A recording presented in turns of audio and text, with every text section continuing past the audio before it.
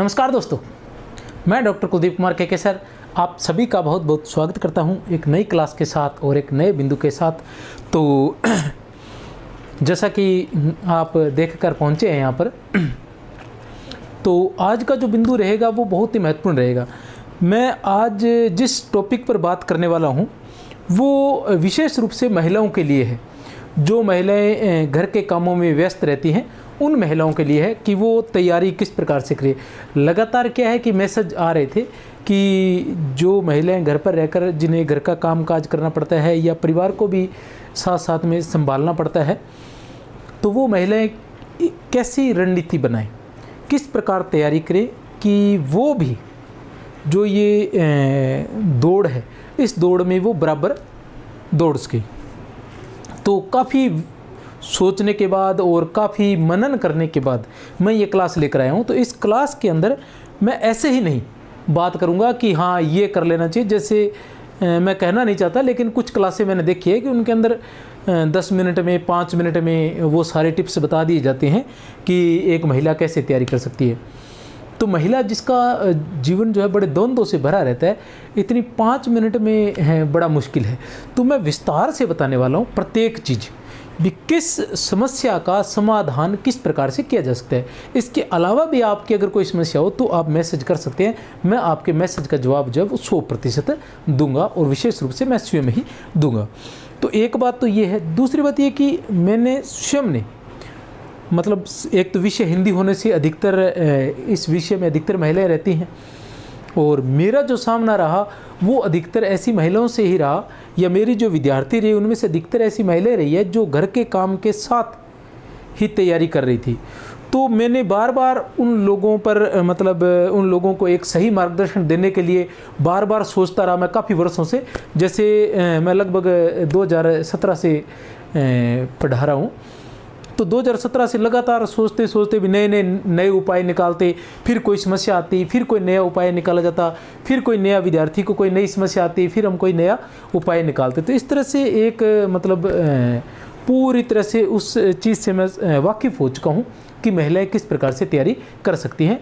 तो आप आराम से जल्दबाजी न करें और आराम से मैं प्रत्येक बिंदु को आसानी से समझाने वाला हूं कि कौन सी समस्या का किस प्रकार आप समाधान कर सकते हैं और किस प्रकार आप भी कंपटीशन की दौड़ में बराबर के भागीदार बन सकते हैं और अपना चयन करवा सकते हैं। तो सबसे पहले तो जो बात है देख लीजिए आप। सबसे पहली बात तो क्या है? सबसे पहली बात है आपके सामने है। सबसे पहली बात तो है अपने आप को विशेष समझे कि आप अपने अगर आपने तैयारी का सोच लिया है कि आपने तैयारी करनी है, आप चाहे किसी भी क्षेत्र की तैयारी कर रहे हैं, चाहे आप कांस्टेबल की कर रहे हैं, चाहे आप तृतीय श्रेणी अध्यापक की कर रहे हैं, या आप वरिष्ठ अध्यापक की कर रहे हैं, व्याख्याता की कर रहे हैं, आरएएस की कर रहे हैं, आईएएस की कर रहे हैं, किसी की भी तैयारी कर रहे हैं एक घरेलू महिला होते हुए, तो आपने अगर ये सोचा है अपने परिवार को संभालते हुए आपने ये सोचा है कि आप तैयारी करेंगे, तो आप अपने आप में विशेष हो जाते हो। क्योंकि 90% जो महिलाएं हैं वो ये हौसला जुटा ही नहीं पाती हैं, वो ये हौसला जुटा ही नहीं पाती है कि वो परिवार के साथ तैयारी कर लेंगी। तो आपने ये फैसला लिया है तो आप विशेष हैं। तो अपने आप को बिल्कुल सबसे पहले तो अपने आप को विशेष माने और सोचे कि हाँ ईश्वर ने, अगर आप जिस भी ईश्वर को आराध्य को मानते हैं, तो उन्होंने आपको चुना है, उन्होंने आपको ये शक्ति दी है कि आप कंपटीशन में बैठ सकते हैं, आप दौड़ सकते हैं और आप जीत सकते हैं। तो उसने अगर इतना करने की शक्ति दी है तो आप थोड़ा प्रयास करेंगे तो वो और भी शक्ति आपको देगा। ये तय है कि कुछ आप करोगे, वो आपको देखना चाह रहा है कि आप क्या करना चाह रहे हैं। अगर आप वास्तव में कोशिश करेंगे तो वो आपके साथ है और वो ज़रूर आपका साथ देगा। और वो नहीं, मैं कहूँ हर व्यक्ति आपका साथ देगा, क्योंकि हम भी देखते हैं कि जो मेहनत करता है उसका साथ सभी देना पसंद करते हैं। तो पहली बात तो ये कि अपने आप को विशेष समझे। दूसरी बात ये है कि दृढ़ निश्चय, जब सोच लिए ना, दृढ़ निश्चय कर लीजिए कि वो एक है ना, औंकली में सर दिया तो फिर मुसल से क्या डरना। तो वो बात है कि जब सोच लिया है, जब मैदान में उतरी गई है, तो फिर घबराना नहीं है, फिर दृढ़ निश्चय हो जाइए कि अब जब सोच लिया है तो फिर पीछे पैर नहीं हटाना, चाहे साल कितने ही लग जाए, चाहे सारी उम्र लग जाए, लेकिन पीछे पैर नहीं हटाना है, आगे ही आगे जाना है, पीछे हटाना नहीं है पैर, चाहे कुछ ही हो जाए। और ये जो है कभी भी हो सकता है। आप तैयारी अगर सोचेंगे ना, आप विश्वास मानिए, हम टीचर्स हैं, मैं नहीं, आप किसी से, जो अध्यापक, जो शिक्षक पढ़ा रहे हैं, कोचिंग दे रहे हैं या जो मार्गदर्शन कर रहे हैं लगातार, आप उनसे पूछ लीजिए, ऐसे लाखों उदाहरण भरे पड़े हैं कि जिन्होंने विपरीत परिस्थितियों में तैयारी की, जिन महिलाओं ने विपरीत परिस्थितियों में तैयारी की, ऐसे बहुत से उदाहरण हैं। ठीक है, तो आपने अगर सोचा है तो दृढ़ निश्चय हो जाए कि अब मैं पैर पीछे नहीं हटा सकती, अब मैंने जीतना ही जीतनी, अब अगर एक बार सोच लिया है तो मैं जीतूंगी ही जीतूंगी। अब इस दृढ़ निश्चय में एक चीज़ और आपने तय करनी है कि आपने अपना टारगेट तय करना है। टारगेट क्या, बदलते नहीं रहना बार बार, जो है ना, जैसे हम होते हैं कि एक घरेलू महिला के लिए ये चीज़ थोड़ा सा ध्यान में रखने वाली है कि आपने टारगेट एक रखना है। एक से तात्पर्य है कि कोई जैसे सेम जो होती है वो आप रख सकते हो। कहने का तात्पर्य, जैसे आप वरिष्ठ अध्यापक की तैयारी हिंदी से कर रहे हो तो आप व्याख्याता की तैयारी भी कर सकते हो हिंदी से, आप नेट सेट की परीक्षा भी दे सकते हो हिंदी से, आप असिस्टेंट प्रोफेसर की तैयारी भी कर सकते हो हिंदी से। तो ये सारी चीज़ें जैसी एक जैसी होगी, इनको तैयारी कर सकते हो। आप आरएएस की तैयारी कर रहे हैं तो आप आईएएस की तैयारी भी साथ साथ में कर सकते हैं। इस तरह से एक जैसी, जो एक जैसा रास्ता नज़र आए वहाँ आप उस रास्ते पर जा सकते हैं। बाकी आपने क्या है कि चेंज नहीं करना कि आप कांस्टेबल की करते करते सेकंड ग्रेड की करने लगे, फिर आरएएस की करने लगे, फिर आईएएस की करने लगे, जो भर्ती आई उसके पीछे पड़ गए, तो मतलब इतना समय नहीं होता है, तो आप पिछड़ सकते हैं। क्योंकि उसमें जब तक आपको महारत हासिल होने लगेगी तब तक आप उसको छोड़ के दूसरे में लग जाएंगे, उसमें जब तक होगी तब तक आप तीसरे में लग जाएंगे। तो इस तरह से आप एक में भी नहीं सक्सेस हो पाएंगे। तो ये थोड़ा सा ध्यान रखें कि टारगेट कोशिश करें अगर आपको समय कम मिलता है तो। घरेलू महिला होने से तात्पर्य है कि आपको घर पर कामकाज करना पड़ता है, आप फ्री नहीं है। अगर फ्री है तो आप कुछ भी कीजिए, क्योंकि आपको अगर खाली मतलब ऐसा नहीं कि विवाह होने की बात नहीं कर रहा, क्योंकि विवाह होने के बाद अगर आपको कोचिंग इंस्टीट्यूट में या आप किसी हॉस्टल में रहकर तैयारी कर रहे हैं और आपको वहाँ समय दिया गया है कि आप पूरे वर्ष, 2 वर्ष, 3 वर्ष, जब तक आपका चयन नहीं हो जाता, या हॉस्टल में रहकर तैयारी कर सकते हैं, घर बार की आपको कोई चिंता नहीं है, तो फिर तो वो कोई चीज़, आप जो मर्जी तैयारी कीजिए, वो तो आप नॉर्मल विद्यार्थी हो गए, ठीक है ना। लेकिन आपको घर में रहते हुए अपने बच्चों के साथ, अपने परिवार के साथ, अपने पति के साथ, इन सब के साथ रहते हुए अगर आपको तैयारी करनी पड़ रही है तो ऐसी स्थिति के अंदर, ठीक है, ऐसी स्थिति में आपको क्या करना है, तैयार रहना है। कहने से तात्पर्य आपको लगातार ये अपने आप को समझाना है कि हाँ, मैंने ये करना है और मैं कर कर रहूँगा। तीसरा जो टॉपिक है हमारा वो है कि परिवार को विश्वास में लेना, ठीक है ना। ये जो सारी बातें बता रहा हूँ ना, मैं इसलिए बता रहा हूँ क्योंकि मेरे सामने आई है, ठीक है ना। जो विद्यार्थी रहे हैं उन्होंने मुझसे पूछा है, फिर हमने उस पर मनन किया है। इस तरह से लंबे समय के बाद ये कि पूरे परिवार को विश्वास मिले। विश्वास से तात्पर्य ये होता है कि हमारे साथ क्या होता है कि महिला जब तैयारी कर रही होती है तो घर में बहुत सारे काम होते हैं, मतलब बच्चों का ध्यान रखना, बच्चों को संभालना, उनका खाना, पति को सुबह जॉब पर जाना होता है, उसके लिए खाना वाना तैयार करना, घर के सारे काम करना। तो इन सब के साथ जब हम तैयारी कर रहे होते हैं और तैयारी हो नहीं पा रही होती है तो हमारे जो रिलेशन परिवार के साथ होते हैं वो थोड़े गड़बड़ाने लगते हैं। हमें ऐसा लगता है कि कोई मेरी तरफ सोच नहीं रहा है, मेरा कुछ भी नहीं सोच रहे हैं। बच्चों की तरफ देखते हैं, बच्चों को ऐसा लगता है कि बच्चे भी मेरा नहीं सोच रहे हैं। मैं 1 घंटा तैयारी करने बैठती हूँ तो उसी बीच में कोई चाय का कह देता है, कोई खाने का कह देता है, कोई अन्य कोई काम कह दिया जाता है। तो मेरे साथ ऐसा हो रहा है। पति के बारे में भी ऐसा सोचने लग जाती हैं कि नहीं, मैं अभी तो पढ़ने बैठी थी, मेरे साथ मैनेज नहीं हो पा रहा है। तो इस तरह से दिमाग में बातें न लाएं, क्योंकि वो सभी आपके परिवार का एक अहम हिस्सा है, तो वो ज़रूरी है, ठीक है ना। उनको विश्वास में लाएं, उनके साथ किसी प्रकार का द्वंद्व न रखें, उनके प्रति कोई नकारात्मक भाव अपने मन में न लाएं। और विश्वास में लाने का तरीका ये है कि अगर कोई आपकी हेल्प नहीं करता है, मान लो आपके पति जो हैं वो आपकी हेल्प उस लेवल पर नहीं कर पा रहे हैं, वो अपनी जॉब में बहुत ज़्यादा बिजी है, ठीक है ना। आपकी सासू माँ है या आपके ससुर जी हैं या आपके घर में अन्य जो भी सदस्य हैं वो आपकी उस लेवल पर हेल्प नहीं कर पा रहे हैं जितनी आप चाह रहे हैं, तो भी आप उन्हें बार बार यही कहें कि आप मेरी बहुत अधिक मदद कर रहे हैं। विशेषकर अपने पति से बार बार ये कहते रहें कि आप अगर इस तरह से मेरी मदद नहीं करते तो मैं ये तैयारी नहीं कर पाती। मेरा एक सपना है कि मैं मतलब खुद कुछ बनूं, मेरा बचपन से ही था और फिर विपरीत परिस्थितियों के चलते मैं ये नहीं कर पाई। लेकिन अब आपके हौसले से, आपके साथ से, आपके विश्वास से मेरे अंदर भी विश्वास जगा है कि मैं ये कर लूँगी। तो इस तरह की बातें जब आप अपने पति से, अपनी सासू माँ से करती हैं तो कहीं ना कहीं उनमें भी मतलब आपके प्रति प्रेम जागृत होता है और वो कोशिश करते हैं कि नहीं, हाँ मुझे करना चाहिए, मुझे ऐसा नहीं करना चाहिए। कहने से तात्पर्य है कि कहीं ना कहीं आपके पति या सासू माँ के दिमाग में बात आती है कि जॉब की कहाँ ज़रूरत है, ऐसे ही ज़बरदस्ती की जा रही है, घर का काम समय पे नहीं हो पा रहा है। पति ऐसे सोचते हैं कि मेरा खाना जो है वो अच्छा नहीं बन पा रहा है, या मुझे समय पर खाना नहीं मिल पा रहा है, या मैं घर आता हूँ तो मुझे चाय चाहिए होती है और ये पड़ रही होती है। तो ऐसे दिमाग में आ सकता है, ठीक है ना। तो उनके कुछ न कुछ नेगेटिव पॉइंट जो है उनके दिमाग में आ सकते हैं। लेकिन आप रेगुलर उनको इस तरह से कहते रहेंगे कि नहीं, आप मेरा बहुत साथ दे रहे हैं, आपकी वजह से ही ऐसा हो रहा है, मैं आपको धन्यवाद करना चाहती हूँ और मेरा मन बहुत करता है कि मैं भी आपके प्रत्येक काम में हाथ बटाऊँ, लेकिन ये थोड़ा सा समस्या है, बस ये परीक्षा हो जाए उसके बाद फ्री हो जाएंगे। इस तरह से करके आप उनको विश्वास मिले।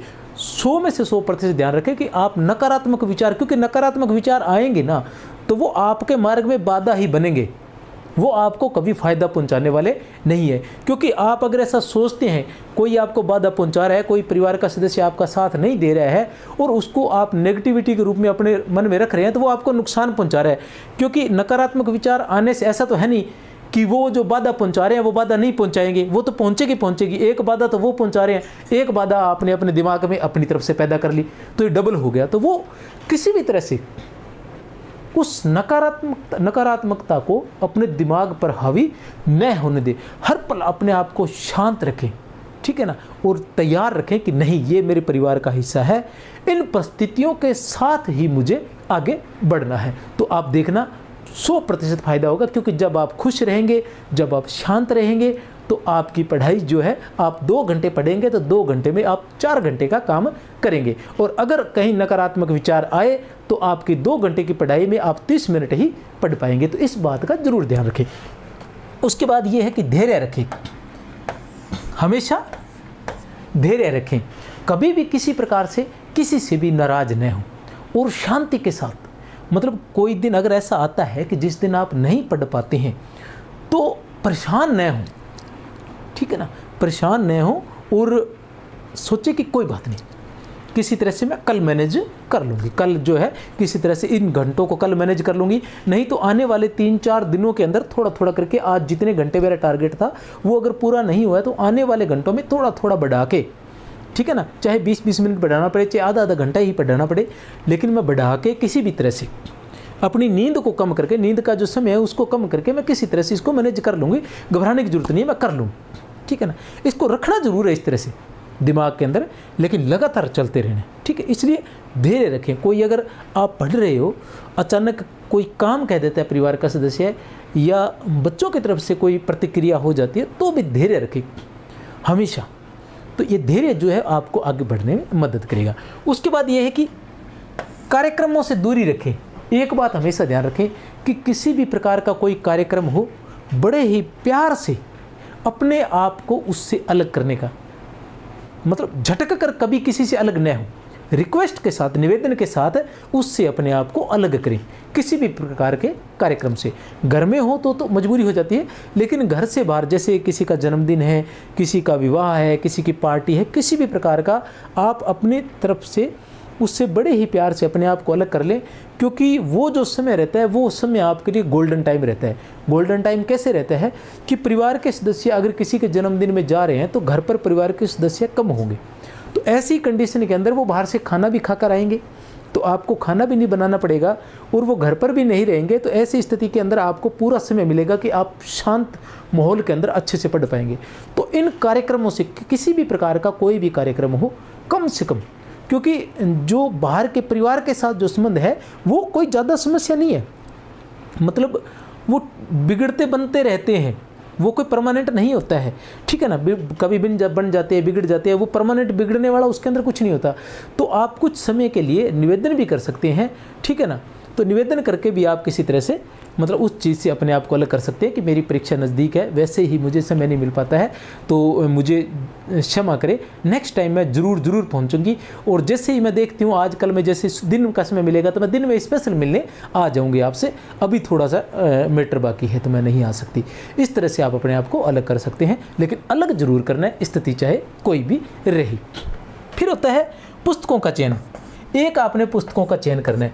पुस्तकों के चयन के लिए क्या करना है, आप या तो किसी चैनल पर चेक कर लीजिए, चैनल पर चेक नहीं करें तो किसी ऐसे विद्यार्थी से, किसी के माध्यम से, या तो कोई ऐसा शिक्षक जो लगातार लंबे समय से मार्गदर्शन कर रहा है। आप किसी भी सब्जेक्ट की, किसी भी क्षेत्र की तैयारी कर रहे हैं, मान लो आप व्याख्याता की तैयारी कर रहे हैं, व्याख्याता की तैयारी कर रहे हैं, तो कोई ऐसा शिक्षक जो उस विषय की व्याख्याता की तैयारी लंबे समय से करवा रहा है, तो ऐसे शिक्षक से आप मार्गदर्शन लें, उनसे पुस्तकों का चयन करवाएं, उनसे पुस्तकें पूछें और वो पुस्तकें घर पर लाएं और फिर उनसे पढ़ने का तरीका पूछें कि किस पुस्तक को किस तरह से पढ़ा जा सकता है। ये सारी चीज़ें अपने दिमाग में रख लें और उस तरह से उन पुस्तकों से तैयारी करें। पुस्तकों का चयन करें, मतलब सेलेक्टेड जो है वो रखें, ज़्यादा जो है भीड़ इकट्ठी न करें, पुस्तक जो है ज़्यादा इकट्ठी न करें, क्योंकि आपके पास समय जो है वो थोड़ा सा सीमित रहता है। तो सीमित समय में जितना हो सके ज़्यादा पढ़ें। और सीमित पुस्तकों से तात्पर्य ये नहीं है कि कम लेनी, अब जिसमें पाठ्यक्रम ही पूरा नहीं हो पा रहा है ऐसी पुस्तकें ले लेंगे तो वो फिर कभी चयन नहीं हो पाएगा ना। तो उसके लिए किसी ऐसे शिक्षक का, मतलब ऐसे किसी से न ले ले कि जो नॉर्मल, जैसे नॉर्मल पढ़ा रहा हो और नॉर्मल उसे नॉलेज ही नहीं हो, कोई नया लंबा चौड़ा अनुभव हो और वो आपको कुछ गाइडेंस कर दे, आप उसके गाइडेंस के बुलावे में आकर फिर आप रह जाएं, ऐसे नहीं। जिस व्यक्ति का पहले से चयन हो रखा हो कहीं, ठीक है ना, और जिसने बहुत सी परीक्षाएं स्वयं ने पास की हों और जो जिसके नेतृत्व में या जिसके सानिध्य में बहुत सी परीक्षाएं विद्यार्थियों ने परीक्षाएं पास की हों, ऐसे किसी शिक्षक से आप मार्गदर्शन ले, और जो वर्तमान में मार्गदर्शन कर रहा हो ऐसे किसी शिक्षक से पुस्तकों का चयन करें, ठीक है ना। पुस्तकें सीमित रखें और ज़्यादा से ज़्यादा बार उनको रिवाइज करें। अब आता है पुस्तकों का चयन के बाद एक आती है समय सारणी।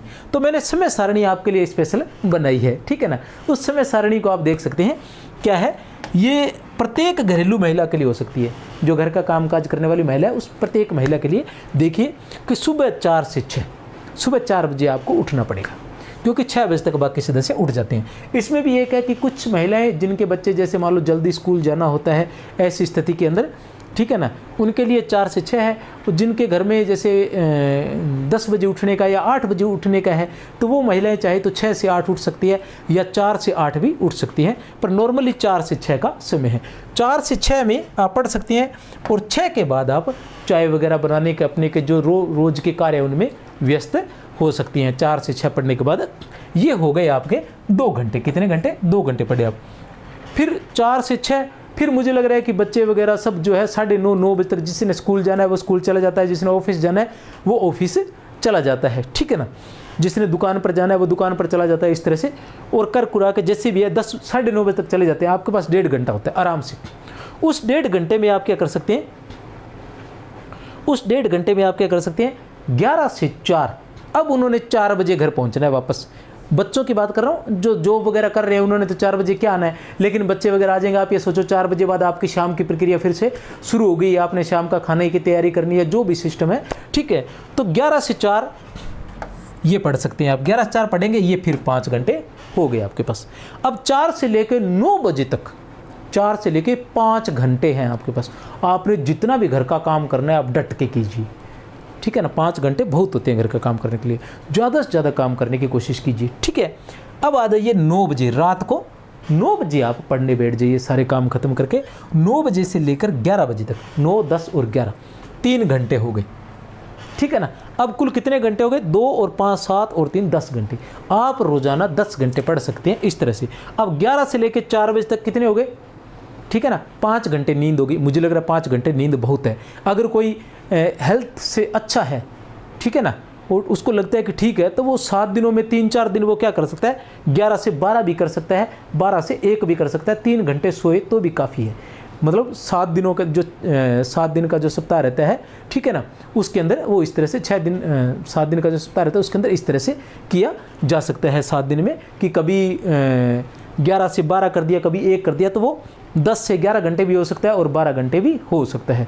इस तरह से आप ये टाइम टेबल बना सकते हैं। अब एक चीज़ और है, इसके अलावा आपने क्या करें, कि एक तो चार्ट बना ले, चार्ट जरूर बनाए, और एक रिकॉर्डिंग करें, ठीक है ना। एक क्या करें, चार्ट बना ले और एक रिकॉर्डिंग करें। अब आपको जो टॉपिक याद है उसके चार्ट बनाएं, चार्ट बना लिया छोटे छोटे, जो तथ्यात्मक जानकारी है, क्योंकि पढ़ने के बाद बाकी जो मतलब व्याख्यात्मक जानकारी, जो दूसरी विस्तृत जानकारी रहती है वो तो हमें वैसे याद हो जाती है, कहानी टाइप रहती है, लेकिन जो तथ्यात्मक जानकारी होती है वो हमें क्या है कि उस तरह से याद नहीं हो पाती है, उसको बार बार पढ़ने के बाद भी वो याद नहीं होती है। तो ऐसी तथ्यात्मक जानकारी को आप क्या करें, चार्ट बना लें, या जो A4 पेज आते हैं उन पर स्केच से थोड़ा बड़ा बड़ा लिख लें, स्केच से थोड़ा बड़ा बड़ा लिख लें। मैं अभी आपको बता देना चाहता हूँ, जैसे कि ये लिखा हुआ है, आप देख सकते हैं ये चार्ट, ये देखिए, ये थोड़ा सा फिर ही छोटा है, आप इससे भी बड़ा लिख सकते हैं। इस तरह से आप चार्ट बना सकते हैं। ये चार्ट बनाकर आप क्या कर सकते हैं कि घर में जहाँ जहाँ आपको ज़्यादा रुकना पड़ता है, जैसे जो बर्तन साफ़ करने की जगह होती है, वहाँ अगर आपको बर्तन साफ़ करने की आवश्यकता पड़ती है या साफ़ करने पड़ते हैं, तो वहाँ पर आप काफ़ी सारी जगह होती है, उस काफ़ी सारी जगह में आप काफ़ी सारे चार्ट लगा सकते हैं। अगर चार्ट लगाने की आपका घर बहुत ज़्यादा अच्छा है, या घर में चार्ट लगाने की या सीधा पेज लगाने की अनुमति नहीं है, तो आप एक छोटा सा काम कर सकते हैं, मिस्त्री को बुलाकर 1 या 2 किले लगवा सकते हैं, और एक गत्ता टाइप या एक पतला सा कवर मतलब बोर्ड लाकर, ठीक है ना, उसके रस्सी बांध के, छेद निकाल के उसके रस्सी बांध के, और एक मिस्त्री को बुलाकर 1 या 2 किले लगवा लीजिए, और उस जो बोर्ड है उसके दोनों तरफ, उस बोर्ड के दोनों तरफ इस प्रकार के चार्ट लगा लीजिए और उस बोर्ड को टांग दीजिए, क्योंकि कील लगाने से आपकी दीवार भी खराब नहीं होगी और किसी प्रकार की उसकी सुंदरता में कोई अंतर भी नहीं आएगा। आप उस चार्ट को चेंज भी कर सकते हैं, और ये चार्ट आप चाहें तो मेरे अंदाजे से आप अपनी रसोई में लगा सकते हैं और अपने बेडरूम में भी लगा सकते हैं, और इसके अलावा आप मेरे अंदाजे से मतलब बाथरूम वगैरह, टॉयलेट वगैरह वहाँ भी लगा सकते हैं आप चाहे तो। मैं तो साधारण बता रहा हूँ, क्योंकि आगे बढ़ना है तो सारे रास्ते अपनाने पड़ते हैं। जो विद्यार्थी है, जैसे बॉयज़, गर्ल्स का तो मुझे ध्यान नहीं है, लेकिन बॉयज़ जो है वो सभी हर जगह जहाँ भी वो जाते हैं वहाँ हर जगह लगा कर रखते हैं, क्योंकि अगर एक हम 2 मिनट भी खड़े रहते हैं ना, जैसे मान लो मुझे 2 मिनट भी यहाँ खड़ा रहना पड़ा, तो मैं 2 मिनट के अंदर इस पेज को एक सरसरी निगाह से देख जाऊँगा, ये रिवाइज हो जाता है। अब रोज़ जब ये पेज दिख जाएगा तो फिर ये भूलूंगा कैसे, क्योंकि एक बार तो मैंने इसको याद किया है, उसके बाद मैंने इसको देखना होता है, क्योंकि याद तो हम एक बार तो सभी को करते हैं, लेकिन रिवाइज नहीं कर पाते तो भूल जाते हैं, ठीक है, ये ध्यान रखना है। तो अब जो इसका क्या टाइम होगा कि चार्ट बना लेंगे आप, ठीक है, फिर आप क्या करें, रिकॉर्डिंग करें। जो भी तथ्यात्मक जानकारी आपको याद नहीं होती है उसकी रिकॉर्डिंग कर लें खुद, ठीक है ना, खुद रिकॉर्डिंग करें अपने मुंह से, उससे आसानी होती है। जिस तरीके से आपने याद किया है, जिस लय में आपने याद किया है, उसी लय में उसको रिकॉर्ड कर लें। रिकॉर्ड करने के बाद अब मैं आपको बताता हूँ कि ये जो काम है 4 से 6 के बाद आपने कितने घंटे काम किया। आपने काम किया 7 से लेकर 10 बजे तक, ये 3 घंटे आपने काम किया। कितने घंटे? 3 घंटे आपने अन्य काम किया। इन 3 घंटों में आपके कानों में अगर रिकॉर्डिंग चल रही होगी तो 3 घंटों में से कम आप मानो 1 घंटा तो आपका कहीं नहीं गया। 1 घंटे की पढ़ाई आप 3 घंटों में से, 3 घंटे रिकॉर्डिंग चलेगी ना कान में, 3 घंटों में से 1 घंटा तो आप ले पढ़ोगे। मतलब 3 घंटे आपने कोई मैटर सुना है तो 1 घंटे का मैटर। पहली बात तो ये होती है कि अगर आपके पास एकाग्रता है तो 3 में से 2 भी ले पढ़ते हैं आप, लेकिन 1 घंटा तो कहीं नहीं गया, 1 घंटे का मैटर आपको याद हो जाता है। फिर यहाँ क्या समय है? यहाँ है 5 से 8। अब ये कितने घंटे हो गए? ये हो गए 4 घंटे। अब इन 4 घंटों में भी आप रिकॉर्डिंग सुनेंगे तो कम से कम 1 घंटा आप इसमें से ले पड़े। कम से कम बता रहा हूँ, ये हो तो 2 घंटे, हो तो 4 घंटे ही सारे याद हो जाएंगे। और इसी दौरान ये चार्ट भी लगा हुआ है, चाहे तो आप चार्ट देख सकते हैं, जहाँ बर्तन साफ कर रहे थे, जहाँ आप खाना बना रहे थे, वहाँ ये चार्ट भी देख सकते हैं। कभी आप चार्ट देखिए, कभी आप रिकॉर्डिंग सुनिए, ठीक है ना। इस तरह से अब देखिए 10 घंटे हमने पहले निकाले, 2 घंटे हमने और निकाल लिए, तो कितने हो गए? 12 घंटे हो गए रोजाना के, ठीक है। ये कितने हो गए? 12 घंटे। इसके अलावा भी अगर आप नींद में कमी करें बीच बीच में, तो बीच बीच में आप 12 के 13 भी कर सकते हैं, ठीक है ना। और अगर किसी दिन एक्स्ट्रा कोई हो जाए, मतलब एक्स्ट्रा काम हो जाए, इन घंटों में भी उठना पड़ जाए, तो आपके ये 2 घंटे एक्स्ट्रा है, तो मिनिमम आप 12 घंटे या 10 घंटे तो आराम से पढ़ सकते हैं।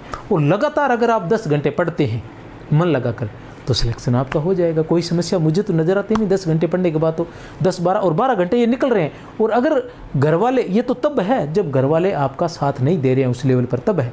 और अगर घर वाले लेवल पर साथ देते हैं तो फिर तो कहना ही क्या, फिर तो ये सारे काम बहुत सीमित समय में हो जाते हैं और बाकी समय आपके पास बच जाता है। यहाँ तो मैंने आपको खुला समय दिया है, जैसे 4 से 6 उठे, 6 से लेके आप 11 बजे तक, 6 से 7, 8, 9, 10, 11, 5 घंटे।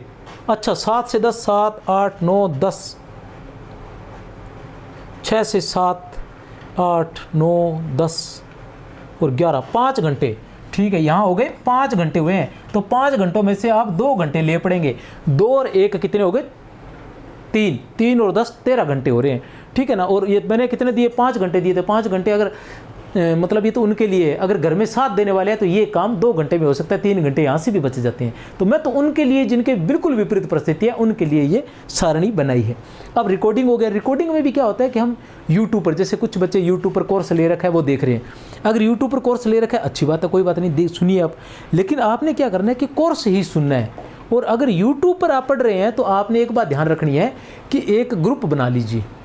एक ग्रुप बना लीजिए स्वयं के नंबर से और व्हाट्सएप पर, और एक अपने हस्बैंड या किसी के भी ले लीजिए, घर में किसी के भी नंबर का एक ग्रुप बना लीजिए। और जो भी क्लास आप यूट्यूब पर देखते हैं आपको पसंद आ गई, आपको लगे कि ये बहुत अच्छी है, तो उसी को, ठीक है ना, उसी को ही आप उस ग्रुप में डाल दें पढ़ने के लिए। ठीक है ना, ताकि आप फिर वापस और ये ध्यान लगा लें कि इस ग्रुप में जो भी क्लासें हैं वो मैंने पढ़ी हैं, वो मैंने देखी हैं और इनको मैंने रिवाइज करना है। और जो आप YouTube से देख रहे हैं उन क्लासों के बारे में अपने पाठ्यक्रम में भी लिखें कि मैंने ये जो क्लास है इस जगह से देखी है और इससे मैंने रिवाइज करनी है। कहने से तात्पर्य है कि कोई बिंदु मान लो, जैसे 1857 का स्वतंत्रता संग्राम हो गया, आपने 1857 का स्वतंत्रता संग्राम जो है साथ में अपनी बुक से पढ़ा है, तो पाठ्यक्रम में आप क्या लिखेंगे? बुक से। ठीक है ना, जिस भी बुक से आपसे पढ़ा उस बुक का नाम लिख लीजिए, पृष्ठ संख्या लिख लीजिए, ओब्लिक लगाकर उसके साथ आपने क्या लिखना है? ओब्लिक लगाकर आपने लिखना है कि ये जो है मैंने उस वीडियो से पढ़ा है, इस सर के वीडियो से मैंने ये पढ़ा है। और वो वीडियो आपका उस ग्रुप में पढ़ा मिल जाएगा, तो आप वहाँ से देख सकते हैं। एक बात और ध्यान रखें कि अपनी तरफ से उस वीडियो में कुछ जोड्स के नाम लिख के उसका नीचे नाम जरूर लिखें।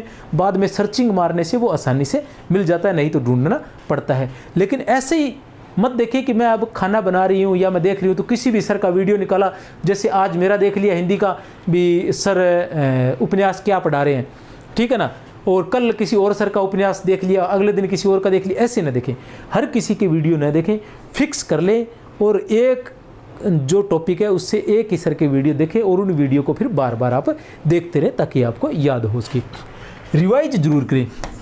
क्या महिलाओं के पास समय अभाव के कारण रिवाइज नहीं हो पाता है। एक बिंदु को याद करने के बाद फिर से जब तक उसका नंबर आएगा घूम के, तब तक उसको बहुत लंबा समय आ जाएगा। तो अगर आप रिवाइज नहीं करते हैं, मतलब जो जितने भी शिक्षक हैं वो सभी ये बताते हैं कि साथ साथ रिवाइज जरूर करें, लेकिन विद्यार्थी जो है वो 90% विद्यार्थी जो है वो यही करते हैं कि वो रिवाइज नहीं करते। उनके एक लगन लगी रहती है कि किसी तरह से पाठ्यक्रम एक बार पूरा कर दें, किसी तरह से पाठ्यक्रम एक बार पूरा कर दें, किसी तरह से पाठ्यक्रम एक बार पूरा कर दें। उस पाठ्यक्रम के चक्कर में क्या होता है कि पहली बार जिस बिंदु को हमने पढ़ा था, जब हम पूरा पाठ्यक्रम करके वापस आते हैं तो उसमें इतना समय बीत जाता है कि वो जो पहला टॉपिक हमने पढ़ा था वो ऐसा हो जाता है जैसे पहले हमने कभी पढ़ा ही नहीं है। और पढ़ा ही होता है तो ऐसे लगता है जैसे याद सा लगता है कि हाँ पढ़ा तो था, पता नहीं क्या था, पढ़ा तो था। अब जिसको याद किया वो ऐसे कैसे हो सकता है? तो इसलिए, लेकिन आप साथ साथ करते रहेंगे तो आप एक सरसरी निगाह मारनी पड़ेगी। सरसरी निगाह मारते ही वो रिवाइज हो जाता है, फिर आगे चलिए। इस तरह से एक गैप बना लीजिए कि इतने घंटे मैंने रिवाइज करना ही करना है, तो वो घंटे आप निकाल लीजिए, उन घंटों में आप उनको रिवाइज जरूर कीजिए। कुछ टॉपिक रह जाए तो कोई बात नहीं है, लेकिन रिवाइज का समय जरूर रखिए कि मैंने इनको रिवाइज करते जाना है साथ साथ में, ठीक है ना। प्रत्येक बिंदु का जैसे आपने सब्जेक्ट और ले रखा है, मतलब प्रथम प्रश्न पत्र और द्वितीय प्रश्न पत्र 2 होते हैं, जो भी जैसे भी आपके बिंदु आपने छांट रखे हैं, ये बिंदु मैं पढ़ रहा हूँ यहाँ से, तो उस बिंदु के जो पीछे वाले उस बुक के जो चैप्टर हैं उनको कैसे रिवाइज करना है और पढ़े हुए कितना समय हो गया, किसको रिवाइज करना जरूरी है। तो 7 रोज़ का समय निकाले, उस समय में जो पहले पढ़ चुके हैं उनको रिवाइज करते रहें, ये जरूर करना है आपने, ठीक है ना। शॉर्ट नोट्स अवश्य बना ले। एक शॉर्ट नोट्स बनते हैं वो अवश्य बनाए आप, महिलाओं के लिए बहुत ज़रूरी है। वो क्या होता है? वो ये होता है कि प्रत्येक बिंदु, जो भी बिंदु आप पढ़ रहे हैं, टॉपिक पढ़ रहे हैं, उस टॉपिक का चाहे वो 10 पेज में है, चाहे 15 पेज में है, चाहे वो 20 पेज में है, उसकी मुख्य बातें और उसकी तथ्यात्मक जानकारी को लेते हुए 1 या 2 पेज पर उसके शॉर्ट नोट्स अवश्य बना ले, ताकि जब भी आपको मौका मिले आप उसको रिवाइज मार सकें। तो रिवाइज से क्या होता है कि उसमें मुख्य मुख्य बातें होती है। शॉर्ट नोट्स ऐसे होने चाहिए कि बिंदु को पढ़ते उसके बारे में उसकी कहानी याद आ जाए। जैसे हम MA BEd में जाते हैं ना, टॉपिक याद कर लेते हैं किसी भी प्रश्न के टॉपिक जो उसको एक बार पढ़ लेते हैं पूरे प्रश्न उत्तर को, ठीक है ना, और उसके बाद उसके क्या टॉपिक हम अच्छे से याद कर लेते हैं और वहाँ जाते ही हमें वो टॉपिक लिखते ही या वो बिंदु लिखते ही हमें वो पूरी उसकी कहानी याद आ जाती है। तो वही स्थिति यहाँ रहती है। तो शॉर्ट नोट्स अवश्य बनाएं, वो नोट्स के आपको रिवाइज के भी काम आएंगे। और दूसरा, वो जब आप पेपर देने जाएंगे तब भी, क्योंकि पेपर देने जाते वक्त, एग्ज़ाम देने जब आप जा रहे हैं तो आप कितनी भी कोशिश कर ले पूरी बुक को आप नहीं पढ़ सकते कोशिश करने के बाद भी, क्योंकि पढ़ना भी एक समय है ना, समय तो लगेगा ना। अब अगर 500 पेज की 500 पेज की किताब है कम से कम, और 500 क्या नॉर्मली किसी भी एग्जाम के लिए कम से कम हमें 1000 पेज पढ़ने पड़ते हैं कम से कम। अगर 1000 पेज आपको पढ़ने पड़ रहे हैं तो 1000 पेज पढ़ने में टाइम तो लगता है ना, ठीक है ना। तो जब 1000 पेज पढ़ के वापस जब आओगे तो फिर वो स्थिति रहेगी। इससे अच्छा ये है कि जाते समय रिवाइज के लिए आप इस प्रकार के शॉर्ट नोट्स होंगे तो वो 1000 पेज के ही 10 पेज बन जाए, 100 पेज बन जाएंगे। अब एक 100 पेज पढ़ना, 100 पेज आप 2 घंटे 3 घंटे में पढ़ देंगे आराम से। पहली बात तो घंटे में नहीं, 2 घंटे में आप पढ़ देंगे। 2 घंटे में पढ़ देंगे तो वो बस इस तरह से, और उनको बार बार करें, उनको बार बार रिवाइज करते रहे मुख्य बिंदुओं को। तो इस तरह से ये रणनीति है, ये टाइम टेबल है। अगर किसी प्रकार की और भी समस्या आ रही है तो उसके लिए आप मुझे मैसेज कर सकते हैं। मैं कोशिश करूँगा कि उसका कोई न कोई जो है हल हम निकाल पाएँ। तो मेरी तरफ से सभी घरेलू महिलाओं को बहुत बहुत शुभकामनाएं। और आप विश्वास रखिए, मेरी जानकारी के अंदर बहुत सी ऐसी विद्यार्थी रहे हैं जिन्होंने अपने घर के साथ, अपने परिवार के साथ, अपने बच्चों के साथ विपरीत परिस्थितियों में भी, भयंकर विपरीत परिस्थितियों में भी, ठीक है ना, जिसके बारे में मैं यहाँ बखान नहीं करना चाहता, भयंकर विपरीत परिस्थितियों में भी, बिल्कुल प्रतिकूल, ठीक है ना, परिस्थितियों में भी उन्होंने हार नहीं मानी, लगातार प्रयास करते रहे। उनके बारे में मतलब 99% लोगों की सोच यही थी कि नहीं हो सकता, ठीक है ना, बिना मतलब के ये प्रयास हो रहे हैं, ठीक है ना। हर तरफ से हारी हुई महिलाओं ने भी मेरी आंखों के सामने जीत हासिल किया, 1-2 नहीं, बहुत बड़ी संख्या में, ठीक है ना। तो मुझे विश्वास है कि आप भी अवश्य जीत हासिल करेंगे। मेरी शुभकामनाएं दिल से आपके साथ है। जय हिंद, जय भारत। और क्लास अच्छी लगे तो शेयर अवश्य करना और कमेंट अवश्य लिखना अगर अच्छा लगे तो, ठीक है। जय हिंद, बहुत बहुत शुभकामनाएं दिल से।